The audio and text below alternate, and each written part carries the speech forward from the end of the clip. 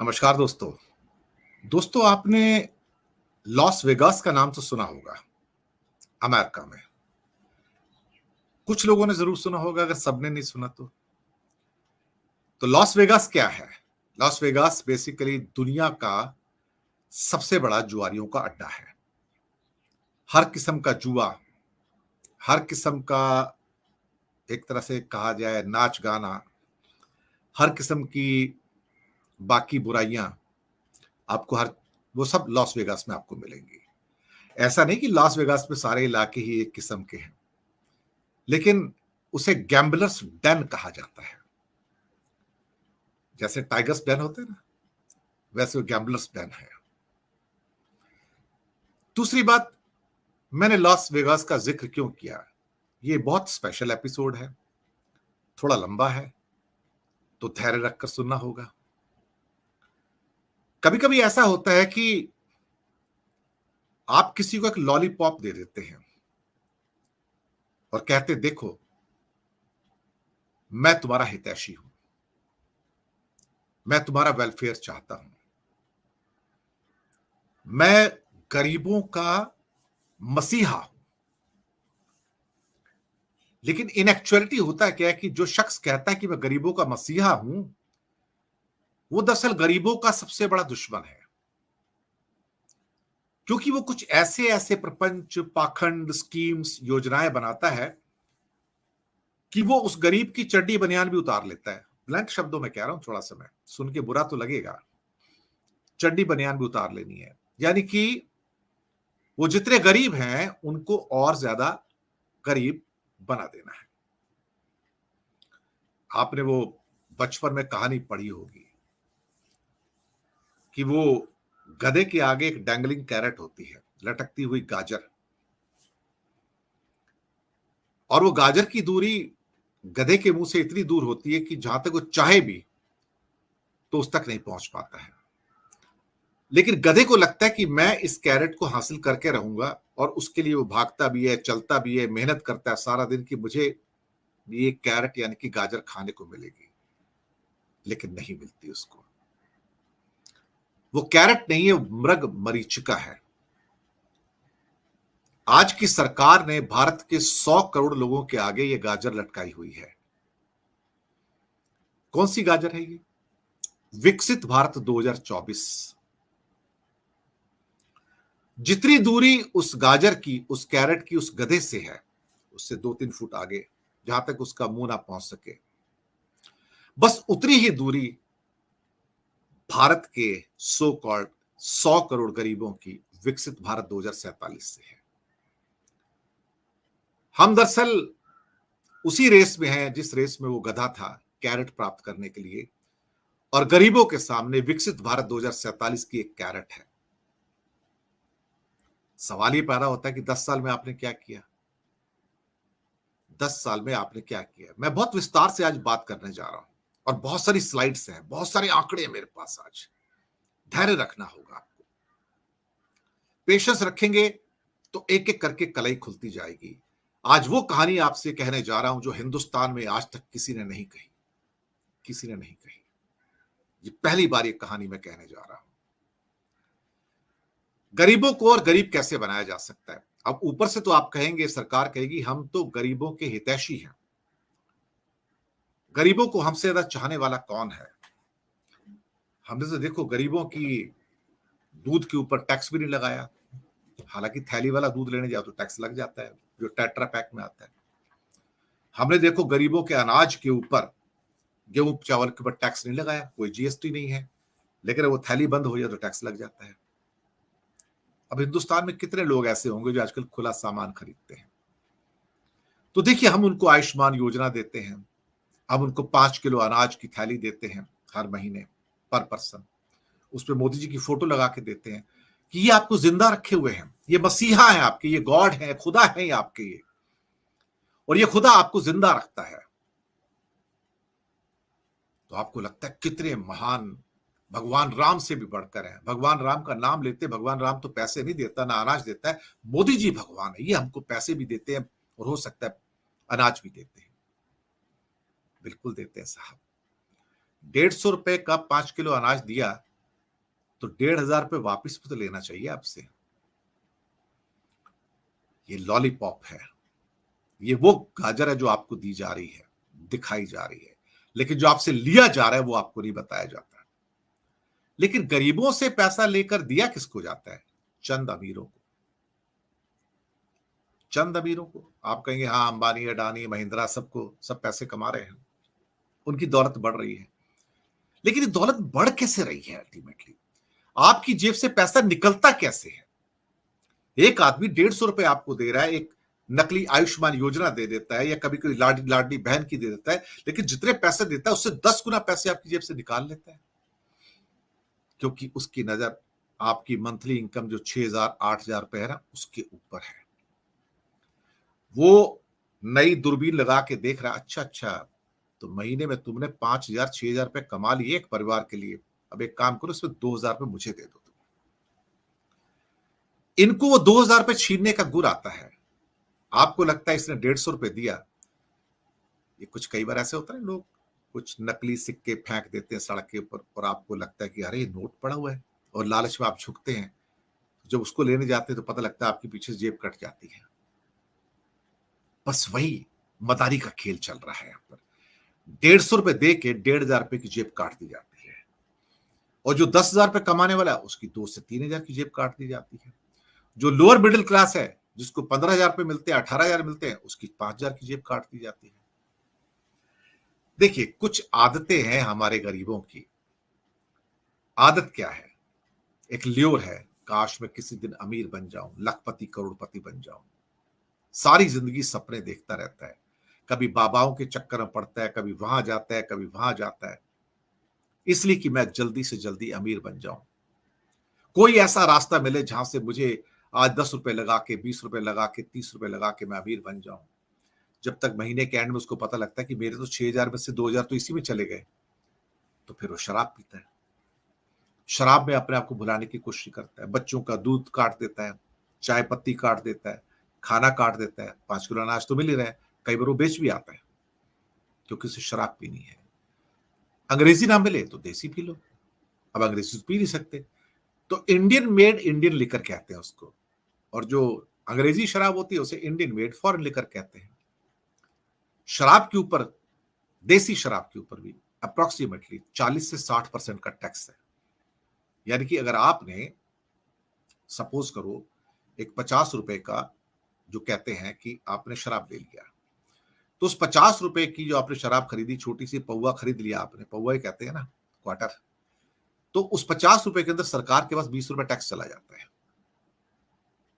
वो सरकार जो आपको कुछ दे नहीं रही है, लेकिन इस शराब की आदत में से वो आपसे पैसे निकाल लेती है, और कई और जगह से निकालती है। चलिए आज उस कहानी को आपके सामने लेके आते हैं कि कैसे भारत को जुए का अड्डा बना दिया गया, कैसे गरीबों को, 100 करोड़ लोगों को वो आदत लगा दी गई, बल्कि कहा जाए 120 करोड़ लोगों को वो आदत लगा दी गई जिसके द्वारा सरकार के खजाने भर जाए, और फिर उसके बाद आपसे कहा जाए मैं आपको नल से जल दे रहा हूं, मनरेगा दे रहा हूं, 5 किलो अनाज दे रहा हूं। दरअसल वो आपसे लूटा जाता है, पहले 2,000 पे लूटा जाता है और ₹200 आपके ऊपर स्पेंड किया जाता है। बस इतनी सी कहानी है। रॉबिंग द पीटर टू पे द पॉल। तो इस प्रोसेस में अमीर कौन हो रहा है? एक तो सरकार हो रही है, और कुछ धन्ना सेठ लोग हैं वो अमीर हो रहे हैं। तो गरीबों की चड्डी बनियान उतारी जा रही है।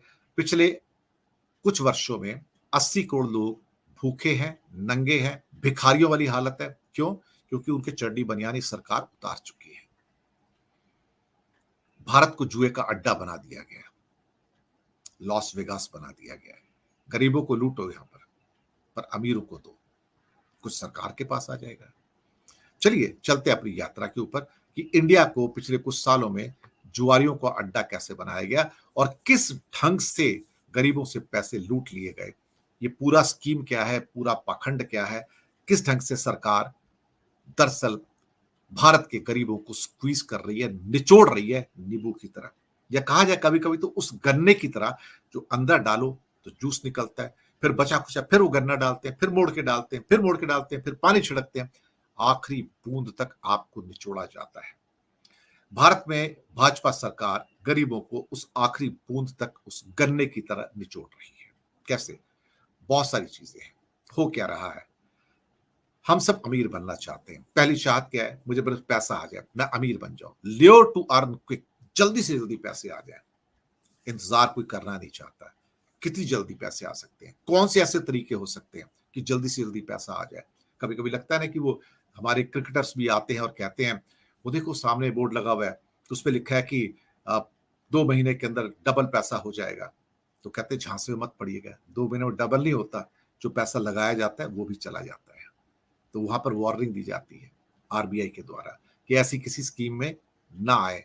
ल्योर टू अर्न क्विक, जल्दी से जल्दी हमारा पैसा डबल ट्रिपल कैसे हो जाए। खैर, अब सरकार गवर्नमेंट को, अपना पुअर को, गरीब को, 100 करोड़ को चूसती कैसे है? ये सारी कहानी वही तो है। वो कहेंगे हम तो, सरकार हमारी गरीबों के लिए है, हम जो कुछ करते हैं गरीबों के लिए। लेकिन एक्चुअलिटी में क्या है कि वो गरीबों को खून चूस रहे हैं। मैं तो बिल्कुल, क्या कहते हैं कि पूरा रफ वर्ड्स यूज कर रहा हूं आज मैं, पूरा खून चूस रहे हैं। कई प्लान बनाई जाती है, कई स्कीम बनाई जाती है कि कैसे उनकी चड्डी बनियान उतार ली जाए। वही तो हो रहा है। अब क्वेश्चन है हाउ, कैसे वो स्कीम बनाई जाए, कैसे योजनाएं बनाई जाए। कुछ योजनाएं तो 2014 से पहले की भी हैं, कुछ और जोड़ दी गई हैं। चलिए देखते हैं कि उनमें से कितना कितना आपकी जेब में से निचोड़ा जा रहा है, कि आपकी जेब में कुछ बचा या नहीं बचा। तभी तो 80 करोड़ गरीब के गरीब हैं, वो बाहर ही नहीं निकलते वहां से। और जो कहते हैं 25 करोड़ गरीबी की रेखा से बाहर आ गए, थोड़े से ऊपर आ गए, ये प्रपंच है, ये पाखंड है उनको वापस गरीबी की रेखा के नीचे धकेलने का। क्योंकि उनके पास 2 पैसे फालतू आ गए तो कुछ छीना कैसे जाए उसको। चलिए चलते हैं। गैम्बलर्स डल देन, हिंदुस्तान कैसे बन गया लॉस वेगास, यानी कि जुआरियों का अड्डा कैसे बना। यहां आपको क्या क्या चीजें मिलेंगी। लॉटरीज लीगल है, हॉर्स रेसेस लीगल है, रमी खेलना लीगल है, कैसिनोज लीगल है, ऑनलाइन गेम्स लीगल है, लिकर लीगल है, सट्टा बाजार फिलहाल इलीगल है, stock exchange, future and options, जुए का दूसरा अड्डा लीगल है। और इसके अलावा बहुत सारी स्कीमें जो आपके पैसे को डबल करती है। आप कहोगे इतनी सारी चीजें, इसमें हमारा पैसा लूटा जाता है। हाँ, लूटा जाता है ना, इतना लूटा जाता है कि आपके पास कुछ बचता ही नहीं है। चले आगे। तो एक काम करते, एक चीज यहां पे पहचान लेते हैं कि जो जुआ है और दारू, शराब, दोनों साथ साथ चलती है। क्योंकि आप जुआ खेलोगे, जुआ खेलोगे तो आप हार जाओगे, हार जाओगे तो जेब में पैसे नहीं होंगे, पैसे नहीं होंगे तो थोड़े बहुत बचा कर रखें, एक बोतल रखोगे, फिर आप दारू पियोगे, शराब पियोगे, अपना गम भुलाओगे कि मैं हार गया। और फिर अगले दिन फिर कोई सोना वोना बेच के, कुछ करके, जो थोड़ा बहुत पैसा बचा है उसको लेके, बच्चों को मार के, मारपीट करके लेके आओगे, फिर जुआ खेलोगे, फिर शराब पियोगे। अमीर कौन बन रहा है यहाँ पर? जो आपको जुआ खिला रहा है। अमीर कौन बन रहा है? जो आपको शराब पिला रहा है और शराब में से टैक्स के पैसे ले रहा है। सही बात है। अब पहला पॉइंट, लॉटरीज। आप कहोगे लॉटरीज, ये जो हमारे सारे डेटा यहाँ पे पहले india.org से लिए गए, मैं उनका धन्यवाद करूंगा, शुक्रिया अदा करूंगा कि जो व्हाइट पेपर ऑन लॉटरीज है, ये वहां से कुछ तथ्य लिए गए हैं। कुछ तथ्य थोड़े से पुराने हैं, कुछ नए हैं, तो दोनों चीजें इसके अंदर हैं। तो हम आपको बताएंगे कि अल्टीमेटली इंडिया में लॉटरी का व्यापार कैसा चलता है और कैसे भारत के गरीब, जो नॉर्मली गरीब ही खरीदते हैं, गरीब हो गए, लोअर मिडिल क्लास हो गए, वो खरीदते हैं और कोई नहीं खरीदता, क्योंकि उनकी चाहत है ओवरनाइट करोड़पति हो जाए, लखपति हो जाए, कहीं से 5-10 लाख आ जाए, 20 आ जाए, 30 लाख आ जाए, पर आते नहीं है। चलिए चलते हैं इस यात्रा में। पूरी दुनिया के अंदर जो लॉटरी के टिकट बिकते हैं, 384 बिलियन डॉलर के बिकते हैं। समझो, मोटा मोटा 400 बिलियन डॉलर के। ये कितना पैसा होता है? 384 बिलियन, अगर आपको ना समझ आए तो ये करीब करीब हो जाता है 35 लाख करोड़। 35 लाख करोड़ के टिकट बिकते हैं। 35 लाख करोड़ का पूरे इंडिया का टैक्स आता है केंद्र सरकार के पास। आप सोचो, पूरा इंडिया जितना पैसा देता है टैक्स के अंदर, जो सेंट्रल गवर्नमेंट कलेक्ट करती है, वो 35 लाख करोड़ है। इतने के 35 लाख करोड़ के पूरी दुनिया में टिकट बिकते हैं। और उसके बदले में करीब करीब 100 बिलियन, अप्रोक्सीमेटली 8-8.5 लाख करोड़ वापस कर दिए जाते हैं। तो 35 में से 8 नौ निकाल दोगे तो कितने बचते हैं, आप खुद ही सोच लीजिए। करीब करीब 25-26 बिलियन डॉलर, यानी कि अप्रोक्सीमेटली कहा जाए तो 25 लाख करोड़ का प्रॉफिट ये लोग कमा जाते हैं। 25 लाख करोड़ का। अब आप कहोगे दुनिया से हमें क्या लेना? चलिए भारत पे आते हैं। भारत में इस समय जो हमारी मार्केट है वो 33 बिलियन डॉलर की है। 33, कंजर्वेटिवली कहा जा रहा है अभी $33 बिलियन। तो $33 बिलियन कितने होते हैं? ये करीब करीब हो जाते हैं अप्रोक्सीमेटली 2.25 लाख करोड़ के, 2.25 लाख करोड़ के। हालांकि अब ये बढ़ चुका है ये आंकड़ा, और 2030 तक उम्मीद है कि ये $44 बिलियन हो जाएगा, यानी कि करीब करीब ये 3.5 से 4 लाख करोड़। लेकिन अभी जो कुछ लेटेस्ट आंकड़े मेरे पास आए हैं, जो ये सारा का सारा जो लॉटरीज का धंधा है 5.1% की रेट से बढ़ रहा है।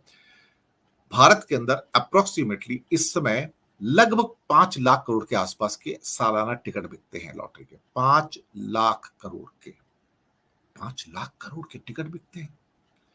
5 लाख करोड़ तो सरकार फ्री अनाज में 2 लाख करोड़ देती है, मनरेगा में 60-70 हजार करोड़ देती है, जल जीवन मिशन में थोड़ा सा देती है, एजुकेशन में 5 लाख करोड़ तो पूरा हेल्थ का एक्सपेंडिचर, पूरा एजुकेशन का एक्सपेंडिचर, पूरा का पूरा जिसे क्या कहते हैं कि आपका मनरेगा का एक्सपेंडिचर, जल जीवन का एक्सपेंडिचर और फ्री अनाज का, वो भी 5 लाख नहीं होता। इतने के भारतवासी टिकट खरीद लेते हैं हर साल। अब 5 लाख करोड़ की अगर टिकट खरीदेंगे तो आप सोचिए लोगों की जेब से पैसा तो निकल गया ना। अब उसके ऊपर टैक्स लगता है, जीएसटी लगता है, उस पर भी आता हूं मैं। और जीएसटी कितना है? नॉर्मल कोर्स में जो सरकार लॉटरी खुद इशू करती है उस पर 12% जीएसटी है, और वो लॉटरी जो सरकार के द्वारा ऑथराइज्ड है, बिना ऑथराइजेशन के कोई प्राइवेट लॉटरी नहीं चल सकती। यानी कि कोई प्राइवेट कंपनी है लॉटरी चलाना चाहते हैं तो उनको सरकार से परमिशन लेनी पड़ेगी उनको, उसके ऊपर 28% जीएसटी है। यानी कि अगर आपने 100 रुपए का टिकट खरीदा लॉटरी का, तो आपका 100 रुपए का टिकट 128 रुपए का, आप जीतो या हारो सरकार के पास 28 रुपए चले जाते हैं उसमें से। तो ये यहां पर सारा का सारा चक्कर है। अब यहां पर क्या हो रहा है कि revenue for the government projected to be approximately $26 billion. अब ये तो बहुत बड़ा अमाउंट है देखा जाए तो, ये 2 लाख करोड़ से भी ज्यादा का इसको क्या कह सकते हैं, ये अमाउंट है, और 2 लाख करोड़ से भी ज्यादा का। और टोटल जो टैक्सेस एंड प्रॉफिट्स आते हैं वो $12 बिलियन से ज्यादा आते हैं। 1 लाख करोड़ से ऊपर के प्रॉफिट्स और टैक्सेस जो हैं वो दरअसल सरकारों को मिल जाते हैं सिर्फ लॉटरी के द्वारा हर साल में। और ये 1 लाख करोड़ से ऊपर, यानी कि आपको जो फ्री अनाज देना है, फ्री अनाज, उसकी टोटल कॉस्ट है 1,80,000 करोड़। यानी कि उसका करीब 60% पैसा फ्री अनाज का, बस वही एक चीज है जो आपको सारी ठीक ठाक दी जाती है, बाकी कुछ नहीं दिया जाता, बाकी सब नाम के लिए होता है। उसमें से 60% पैसा तो आपके लॉटरी के टैक्स में से, प्रॉफिट में से निकल के आ जाता है। आपसे पैसा लिया जा रहा है। ये कौन खरीद रहा है टिकट? ये गरीब खरीद रहे हैं। हमारा खर्चा कितना है? हम मनरेगा पे 7.2 बिलियन, जल जीवन मिशन पे 8.4 बिलियन, नेशनल हेल्थ मिशन पे 4.5 बिलियन, नेशनल एजुकेशन मिशन के ऊपर 4.5 बिलियन, करीब करीब 24 बिलियन हम खर्च करते हैं, 25 बिलियन, और ये करीब करीब हो जाता है आपका 2-2.25 लाख करोड़। तो 2-2.25 लाख करोड़ में से आधा से ज्यादा पैसा तो भाई साहब सिर्फ लॉटरी से, टैक्सेस और प्रॉफिट से आ जाता है। कमाल है ना। आपसे ले रहे हैं और फिर आपको वापस दे देते हैं। लेकिन सिर्फ इतना ही नहीं ले रहे, जो वापस देना है वो बिल्कुल फिक्स है कि ले दे के उसमें मनरेगा है, जल जीवन है, नेशनल हेल्थ है, नेशनल एजुकेशन है, सो कॉल्ड जिसे क्या कहते हैं 5 किलो अनाज, बस। लेकिन और कई जगह से आ रहा है। अभी तो ये आने वाला पहला मैंने आपको बताया है कि जनता को लूटा कैसे जा रहा है, भारत को कैसे जुआरी बनाया जा रहा है। आपको जुआरी बनाया जा रहा है, जुए के अड्डे में धकेल दिया, लॉस वेगास में धकेल दिया। सिर्फ केरला का एग्जाम्पल लेते हैं। केरला में सबसे ज्यादा टिकट बिकते हैं लॉटरी के। वहां पर स्टेट गवर्नमेंट को 2019-20 के अंदर 9,973 करोड़ का टैक्स रेवेन्यू मिलता है। मोटा मोटा कर लो 10,000 करोड़ एक साल में टैक्स रेवेन्यू उनको मिलता है। वहां पर 80 से 90 लाख टिकट लॉटरी के प्रतिदिन बिकते हैं। आजकल इलेक्ट्रॉनिक हो गया है। लेकिन अब जो लेटेस्ट फिगर है वो कहते हैं कि 3.5 करोड़ की पॉपुलेशन में करीब 1 करोड़ टिकट अब मिल रहे हैं। अब लेटेस्ट जो आया है वो 1 करोड़ टिकट पर डे बिकते हैं केरल के अंदर। 1 करोड़ टिकट पर डे। आप सोच सकते हो 3.5 करोड़ की पॉपुलेशन है, 3.5 करोड़ की पॉपुलेशन है, 1 करोड़ टिकट बिक रहे हैं, हर आदमी टिकट खरीद रहे हैं। अब भारत के हिसाब से देखा जाए तो इंडिया की स्टोरी उसमें बताई गई है। ये पहले india.org से जो निकल के आए हैं। 140 करोड़ की पॉपुलेशन, हम भारतीय अप्रोक्सीमेटली 92 टिकट्स पर कैपिटा के हिसाब से हर साल खरीदते हैं लॉटरी के। कौन खरीदता है? आप कहोगे मैं तो नहीं खरीदता। कौन खरीद रहा है टिकट? गरीब खरीद रहे हैं। गरीब कौन है? 100 करोड़ लोग जो गरीब हैं वो खरीदते हैं टिकट। अमीर होने की चाहत उन्हीं में ज्यादा है। गरीब है ना बहुत, रोटी नहीं मिलती, तो अमीर कैसे बनेंगे? लॉटरी लेके। लॉटरी निकल जाए, हे भगवान, फिर मंदिर जाएंगे, पूजा करेंगे, टिकट को वहां रखेंगे, भगवान इस बार निकाल दे, नहीं मिलता, फिर अगली बार जाएंगे। इनके ऊपर 28% और 12% का जीएसटी सरकार को मिल जाता है। अब 119 crore average number of tickets purchased per capita, सोच लीजिएगा। 26 रुपए का एक एवरेज टिकट है लॉटरी का, जीएसटी 28% मिला के 33 रुपए 28 पैसे हो जाता है। आपने 26 रुपए का टिकट लिया, भगवान से पूजा की, गणपति को प्रसाद चढ़ाया, तो हो सकता है 10 रुपए का प्रसाद भी चढ़ा दिया होगा, लेकिन सरकार को जीएसटी 28% मिल गया उसके ऊपर। कहते हैं करीब करीब 4 लाख करोड़ का पोटेंशियल जो है इसमें आपको सेल हो गया। अब 4 लाख करोड़ में से लॉटरी में से आपको पता है कि 1 लाख करोड़ तो यहीं से आपको मिल चुका है, जो मैंने पहले आपको बताया है। तो इसका मतलब ये है कि सरकार का जो सोशल मिशन सारा है, सामाजिक मिशन है, उसमें 2,10,000 करोड़ आता है और 1 लाख करोड़ से ऊपर तो भाई सब सिर्फ प्रॉफिट और टैक्सेस में आ जाता है। तो आपको मिला क्या? 5 किलो अनाज, आयुष्मान योजना जो मिलती नहीं है, कुछ छोटी मोटी टिटबिट्स हैं, साइकिल, मंथली सम, फ्री बस आपको दे दी जाती है, फ्री एजुकेशन वो तो पहले से ही है, लेकिन ये सब वापिस आपसे ले लिया जाता है क्योंकि आपको लॉटरी खिलवाई जा रही है, जुए का अड्डा आपको बना दिया गया है। मैंने कहा ना शराब साथ में आती है, हारोगे तो क्या करोगे? शराब पियोगे, तो शराब के ऊपर तो टैक्सेस बहुत है, 40% से 60% के टैक्सेस हैं। और टिकट्स के रेट मैंने आपको यहाँ पर बता दिया है। भारत के अंदर जो लॉटरीज हैं, दरअसल ये लोकसभा के अंदर आंसर दिया गया 2023 मार्च के अंदर।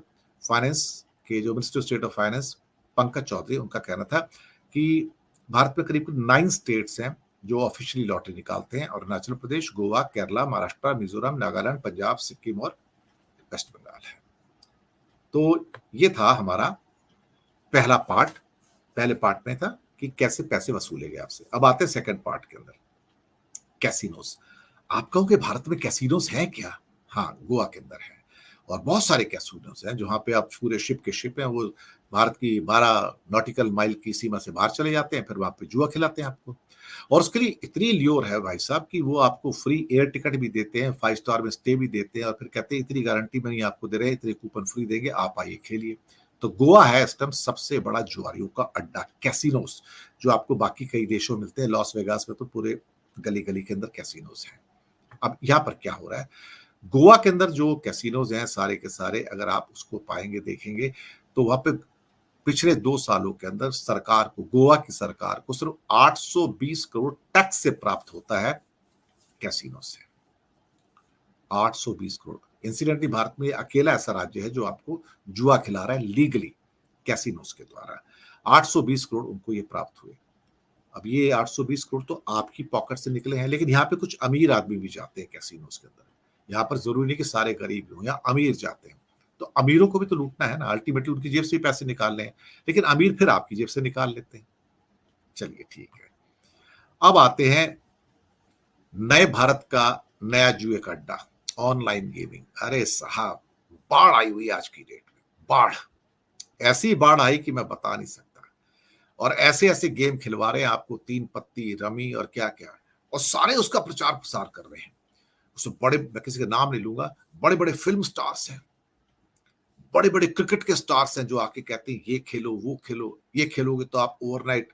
और कई लोग आएंगे, मैंने ये खेला 3 पत्ती, मुझे 5 लाख रुपए मिले, मैंने ये रमी खेला, मुझे 20 लाख रुपए मिल गए, मेरी जिंदगी बन गई। लेकिन वो आपको ये तो नहीं बताते कि इन्होंने कितने गवा दिए, कितने पैसे, कितनी बार जुआ खेला और गवा दिए उन्होंने। क्या कहा जाए। अब इसमें कौन कौन से गेम है वो आपके सामने बहुत सारे हैं। जंगली रमी, रमी, 3 पत्ती, क्रिकेट 11, ड्रीम 11 की भी आजकल कुछ ऐसे ऐसे आ रहे हैं जहां पे अपनी क्रिकेट टीम बनाओ और जीतो, और उसमें करोड़ों रुपए जीतो। भाई साहब, कहां से जीतोगे आप? सवाल ही पैदा होता है कि आप जीतोगे कहां से? जो हॉर्स रेसिंग होती है ना, जब आप देखने जाते हो तो वह जीतता हारता सिर्फ घोड़ा ही है, इंसान तो हार के ही आता है वहां से।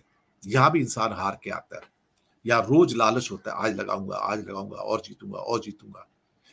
तो भारत की जो इस टाइम की जो मार्केट है, सरकार को पता लग गया भाई यहां से पैसे आ सकते हैं। तो अब इस टाइम जो मार्केट है $2.5 बिलियन की है, यानी कि अप्रोक्सीमेटली इस टाइम 20 से 25 हजार करोड़ रुपए, 20 से 25 हजार करोड़ रुपए हर साल इसके ऊपर लगाए जा रहे हैं और ये मार्केट बड़ी तेज गति से बढ़ रही है और इसके ऊपर सरकार ने 28% का जीएसटी लगा दिया फेस वैल्यू पे। फेस वैल्यू मतलब क्या होता है?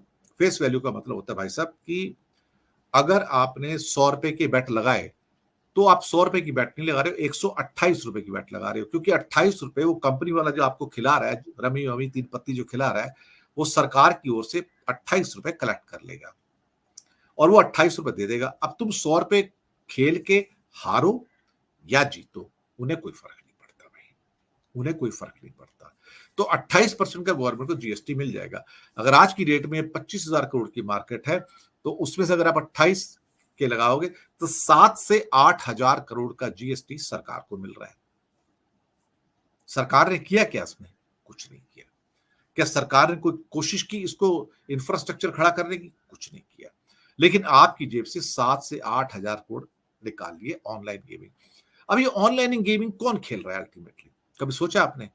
ये गरीब खेलता है क्योंकि ये मोबाइल पे खेले जा सकते हैं और आप सबके पास मोबाइल तो है।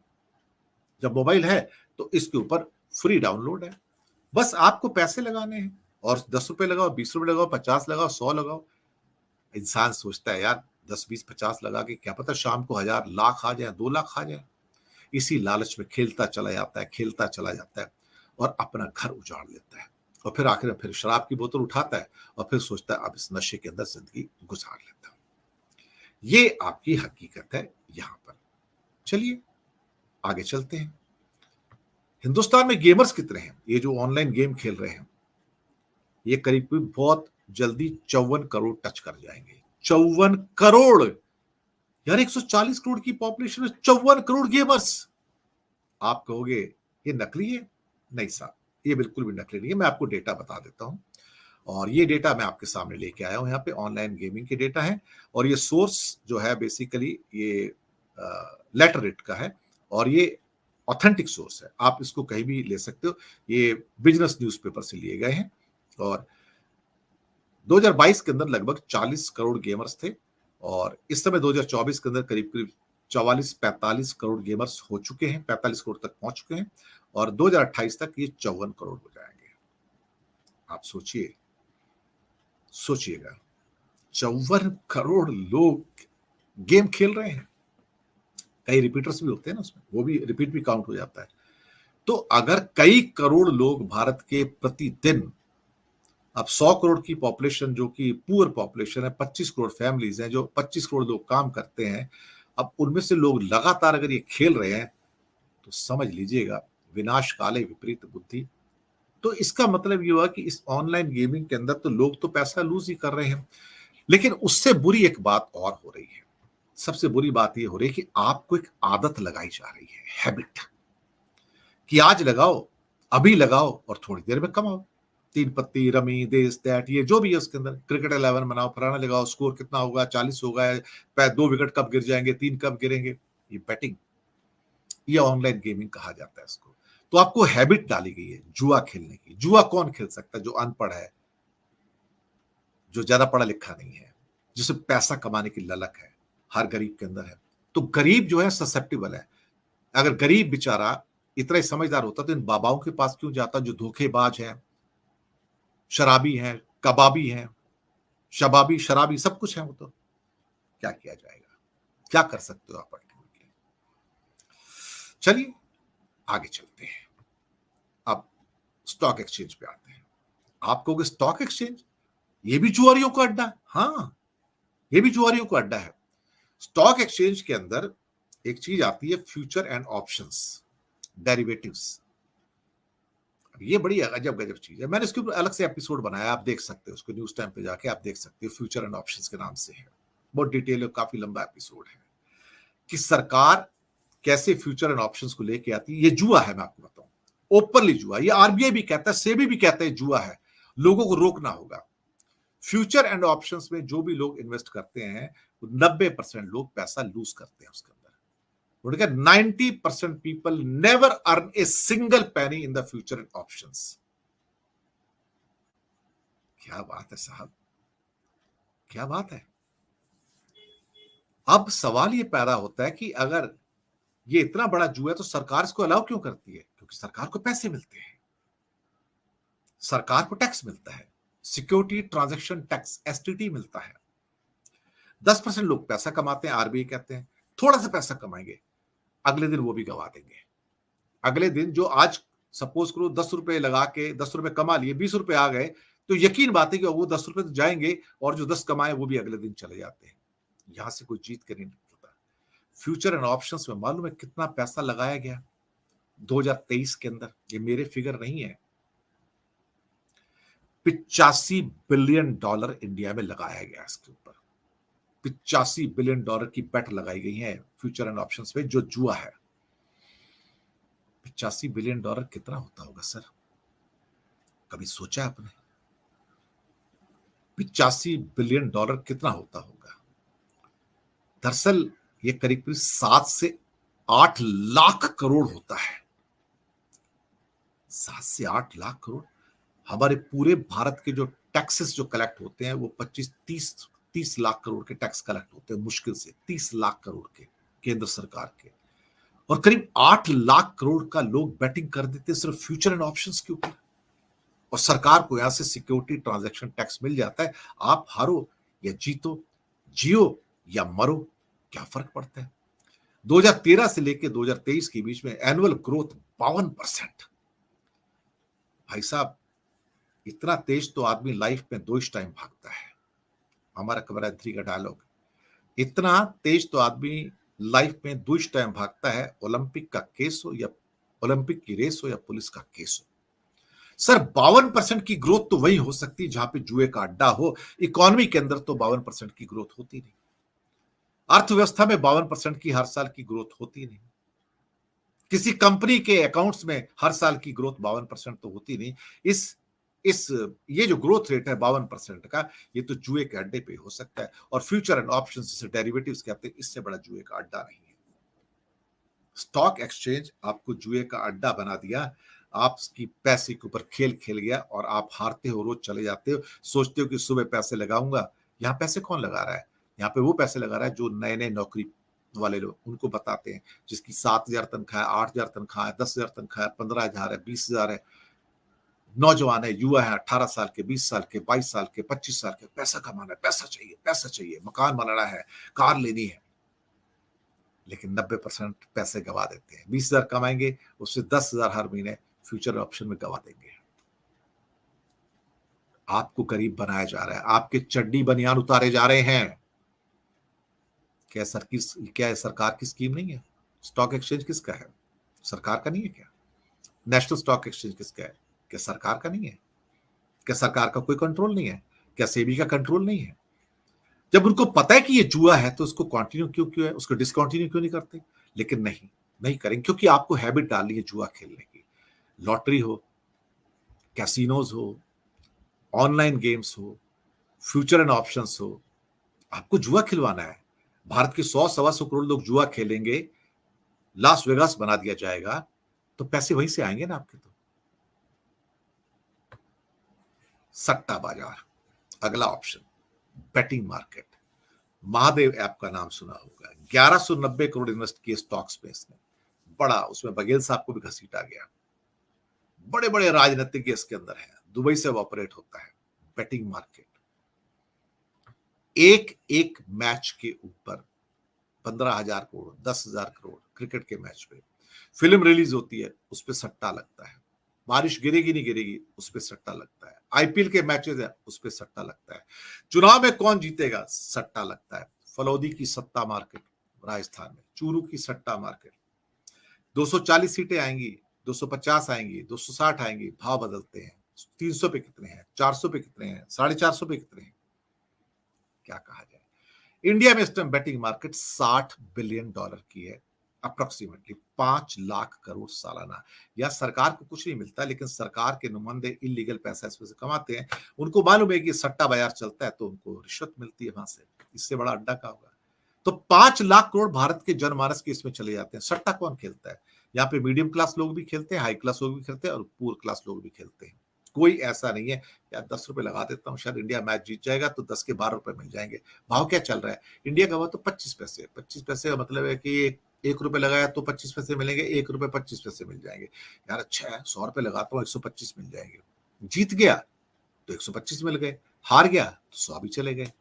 यही सट्टा बाजार है। और यहां भी जीतता कोई नहीं है, 90% हारते हैं। चौपड़ का नाम सुना होगा आपने, महाभारत की। तो जुआ खेलना हमारी पुरानी आदत है, पूरी दुनिया की आदत है, सिर्फ इंडिया की नहीं है। मिडिल क्लास हो, पुअर हो, लोअर मिडिल क्लास हो, सब लोग खेलते हैं। महाभारत में चौपड़ खेली जाती है। अरे आप धृतराष्ट्र अपना जो क्या युधिष्ठिर ने तो अपनी बीवी को दांव पे लगा दिया था चौपड़ में, आपको याद होगा ना। अपनी बीवी को दांव पे लगा दिया था, द्रौपदी को। और फिर सारी कहानी आपको पता है कि महाभारत की क्या है।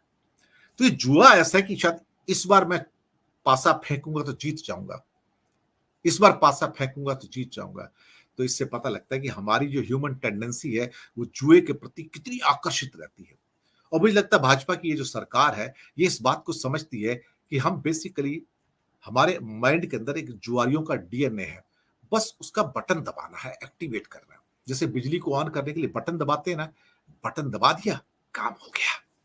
बस इनकी जुआरियों वाली बात शुरू हो गई। और उसके बाद जैसे मर्जी इनसे पैसे निकाल लो, चड्डी बनियान भी उतार लो, नंगा कर दो, इन्हें कोई फर्क नहीं पड़ता है। चलिए, सट्टा बाजार में लोकल गैम्बलिंग डांस है।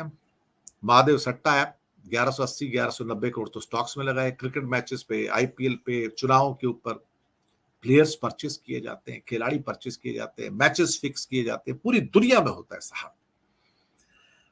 नैतिकता वैनिकता, नैतिकता के खड्डे में तेल लेने, किसको पढ़िए साहब, पैसा कमाओ, पैसा। अब कई प्लेयर्स ने तो अपनी जिंदगी बर्बाद कर ही ली है, मुझे कहने की जरूरत नहीं। पाकिस्तान के भी, इंडिया के भी, पूरी दुनिया के प्लेयर्स हैं जो अपनी जिंदगी बैटिंग के चक्कर में बर्बाद कर लेते हैं। अब सारे जुए तो खेल लिए आपने, जुए खेल लिए तो आप हार गए। अब हार गए तो क्या करोगे? आपको गम हो रहा है, डिप्रेशन हो रहा है, हाय मैं बैठ के क्या करूं, तो मैं दारू पीऊंगा, फिर बैठ के, फिर मैं देखूं कुछ पैसा बचा का, नहीं होगा तो अपनी बीवी का मंगलसूत्र बेचूंगा, सोना बेचूंगा, बच्चों को मारूंगा, उनकी फीस के पैसे काटूंगा, शराब लेके आऊंगा। सरकार को पता है ये आदमी शराब पिएगा। और भारत में आपको बताऊं कि आधी से ज्यादा जनता शराब पीती है, पुरुषों में तो खास तौर से आधी से ज्यादा जनता शराब पीती है। और उसमें से अधिकतर जो गरीब हैं वो सारे शराब पीते हैं, वो देसी दारू पीते हैं। अब आप सोचोगे क्या गरीब की देसी दारू पे, गरीब के दूध पे तो सरकार ने टैक्स नहीं लगाया, गरीब के गेहूं और चावल पे टैक्स नहीं लगाया, लेकिन गरीब की जो देसी दारू उस पर टैक्स है क्या? 40% से 60%। सरकार को पता है कि यार ये बंदा दिन भर में एक थक हार के आएगा, जुआ खेलेगा, और आखिर में इसके पास कोई रास्ता बचने वाला नहीं है। अब इसको यहां से पैसा निकालो इसका। अब वो पैसा निकालते हैं और जाएगा पौवा खरीदेगा। पौवा खरीदेगा तो अपने गम को डुबोने की कोशिश करेगा, फिर मारा मारी भी करेगा, बच्चों को मारेगा, बीवी को मारेगा, बड़ों को मारेगा, छोटों को मारेगा। महाराष्ट्र में 23,250 करोड़ 2023-24 में टैक्स से आए थे, 15,000 करोड़ आईएमएफएल से आए, यानी कि इंडियन मेड फॉरेन लिकर से कहते हैं, अंग्रेजी शराब से। लेकिन 8,250 करोड़ देसी दारू से आए। ये देसी दारू किसने पी भाई साहब? ये गरीब पीता है। आप मैं तो पियेंगे नहीं, मैं तो घर पीता भी नहीं। चलिए छोड़िए। 2020-21 के स्टैटिस्टिक्स हमारे पास है कि पूरे इंडिया में जो स्टेट से उन्होंने 1,75,000 करोड़ का शराब से टैक्स कमाया था। अब इसमें से लगभग आप कह सकते हो 70-75 हजार करोड़ तो सिर्फ देसी दारू से आता है स्टेट्स के पास। देसी दारू से, देसी दारू कौन पीता है? कौन पीता है? आपको तो पता ही है ना, गरीब पीते हैं। अब यहां पर इंडिया में दारू कैसे पी जाती है? थोड़ा सा पुराना चार्ट है लेकिन चल जाएगा।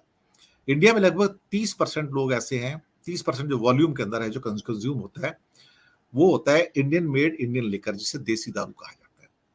और करीब करीब यहां पर 39% या समझ लो 40% जो है वो IMFL, जो बेसिकली अंग्रेजी शराब होती है, वो पी जाती है।